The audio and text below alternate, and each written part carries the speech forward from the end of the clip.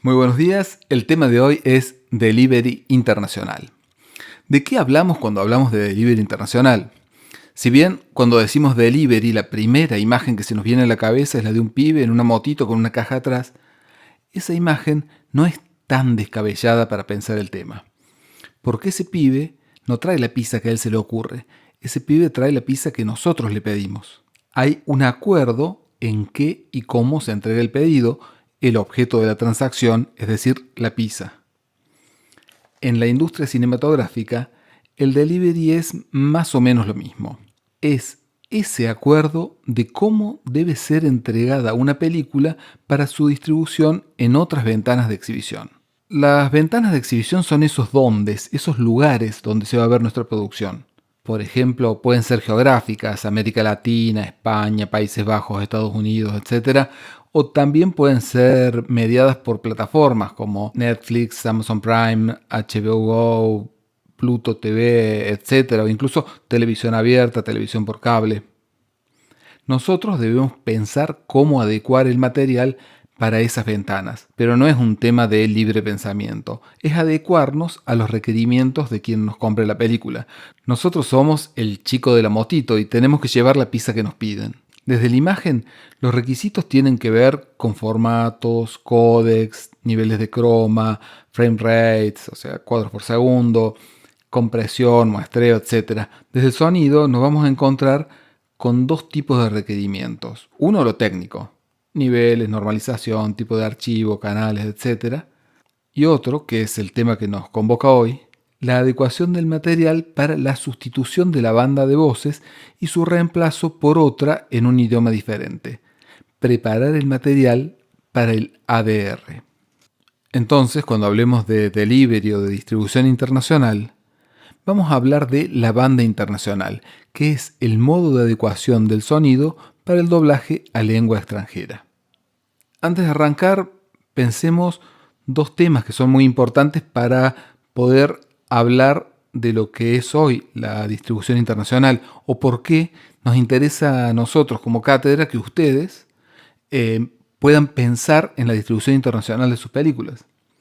Esos dos temas, esos dos tópicos son la tecnología y los mercados internacionales.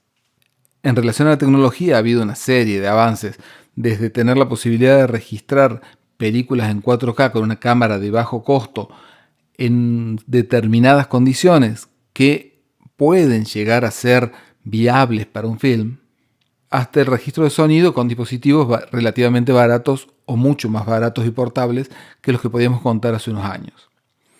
Este abaratamiento, esta accesibilidad de la tecnología permite que podamos pensar en producciones de bajo costo que aspiren a llegar a una de esas ventanas internacionales, a una de esas ventanas de exhibición diferentes.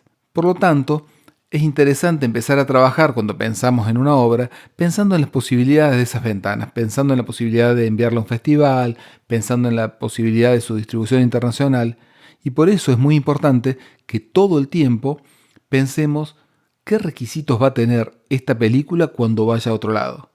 Eso nos va a permitir a nosotros trabajar de entrada y adelantarnos a un problema que va a ser adecuar la película para entregarla a una eventual distribuidora. Y así llegamos al tema de los mercados internacionales. Hasta hace no muchos años, hasta hace 15, 20 años, era prácticamente impensable que producciones de bajo costo puedan acceder de manera relativamente fácil a mercados internacionales. Pero hace unos 10 años comenzó a gestarse una serie de planes de fomento asociados a la Ley de Servicios de Comunicación Audiovisual y a otros planes de fomento del INCA, que luego se sumó a la provincia. Esos planes de fomento, esos apoyos, permitieron no solo la producción, sino además que estos pequeños productores puedan acceder a mercados internacionales, a espacios donde se comercian películas, donde se intercambian, donde productores locales entran en contacto con distribuidores internacionales. Y este entrar en contacto con distribuidores internacionales nos plantea un nuevo problema, es decir, nuestras películas, además de una serie de requisitos técnicos desde la imagen, desde el sonido debían contar con lo que se denomina banda internacional. Esa banda internacional tiene dos modos. En general muchas veces se utiliza un solo nombre que es M&E o MIE, música y efectos, para definir a cualquiera de estos dos modos de entrega. Nosotros vamos a hacer una diferenciación. Vamos a hablar de M&E o de MIE o música y efectos y vamos a hablar de DME, diálogo, música y efectos, como dos modos distintos de entrega de material. ¿En qué consisten estos modos? La banda MIE, música y efectos, consiste en la presentación por separado de diálogos en una pista o en un par de pistas y el resto de la mezcla, sin las voces, en estéreo, 5.1, 6.1, según corresponda. Esto va a posibilitar el ADR, es decir, va a posibilitar que la distribuidora internacional cambie esas voces por otras. Si es posible presentar la banda de voces sola por separado para el doblaje, es el modo más interesante, es el modo que va a permitir una mayor facilidad en el doblaje, pero muchas veces nuestras películas han tenido un registro directo de las voces que además tienen otros sonidos incorporados, mezclados, tomados junto con las voces. Entonces, lo importante es que por un lado esté una mezcla o un registro de las voces lo suficientemente claro y por el otro tengamos todo el sonido necesario sin las voces. Muchas veces vamos a tener que recrear algunos sonidos que habíamos dejado del directo, que están mezclados con las voces, para poder ponerlos de nuevo en nuestra banda internacional y poder entregar una banda internacional limpia. Y por otro lado, tenemos otro modo de entrega que es el DMIE, diálogo, música y efectos, que es una modalidad de delivery que tiene separado diálogos, ruidos y ambientales, narración y música. ¿Para qué hacemos esto? ¿Por qué hacemos estos dos modos de presentación distintas? Por un lado, la entrega DME, la entrega con todo separado, va a permitir una remezcla, una vuelta a mezclar las bandas, que no la permite la de música y efectos, donde lo único que puedo ponderar de manera diferente es las voces en relación a toda la otra mezcla hecha. ¿Por qué es importante tener la posibilidad de remezclar? Porque muchas veces nuestra distribución internacional no solo tiene que ver con la adaptación a otro idioma, sino también a otro tipo de dispositivos. Y no es lo mismo una mezcla para celulares, por ejemplo, donde tenemos que darle cierta preponderancia a las voces por el tipo de escucha, o para televisión, donde además va a haber una situación de escucha compleja con sonidos cotidianos de una casa en general, a diferencia de lo que ocurre en una sala de cine. Esos sonidos cotidianos, esos sonidos de las casas, probablemente van a enmascarar sonidos sutiles que sean vitales para nuestra película y que nosotros necesitamos que se escuchen. Si bien con cualquiera de las dos entregas vamos a poder ponderar las voces, la música y los efectos, la música y los ruidos y los sonidos ambientales, también van a requerir una ponderación distinta según el tipo de dispositivo, que solo lo vamos a poder hacer en el caso de la entrega DME.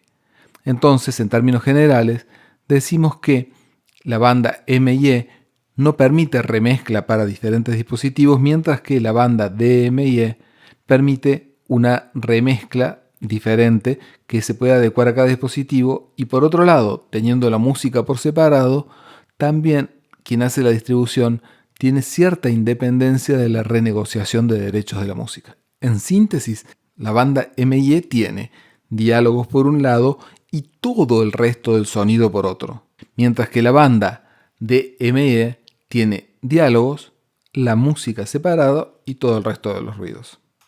Entonces, cuando nos toque cargar en la motito nuestra película para llevarla a un mercado internacional, tenemos que tener en cuenta qué nos pidió el tipo que nos compra la pizza, es decir, el aspecto técnico, cuáles son los máximos y mínimos de niveles, qué tipo de normalización va a tener nuestra película, cuántos canales van a ir, cómo van a estar nominados esos canales, qué formato van a tener, y por otro lado también si nuestra entrega va a ser MIE o DME.